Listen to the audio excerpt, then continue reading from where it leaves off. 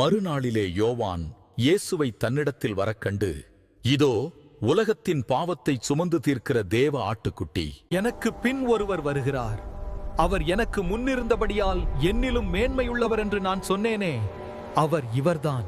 நானும் இவரை அறியாதிருந்தேன். இவர் இஸ்ரவேலுக்கு வெளிப்படும் பொருட்டாக நான் ஜலத்தினாலே ஞானஸ்நானம் கொடுக்க வந்தேன் என்றான். பின்னும் யோவான் சாட்சியாகச் சொன்னது, ஆவியானவர் புறாவைப் போல வானத்திலிருந்திறங்கி இவர் மேல் தங்கினதைக் கண்டேன். நானும் இவரை அறியாதிருந்தேன். ஆனாலும் ஜலத்தினால் ஞானஸ்நானம் கொடுக்கும்படி என்னை அனுப்பினவர். ஆவியானவர் இறங்கி யார் மேல் தங்குவதை நீ காண்பாயோ, அவரே பரிசுத்த ஆவியினால் ஞானம் ஸ்நானம் கொடுக்கிறவர் என்று எனக்குச் சொல்லியிருந்தார். அந்தப்படியே நான் கண்டு, இவரே தேவனுடைய குமாரன் என்று சாட்சி கொடுத்து வருகிறேன் என்றான்.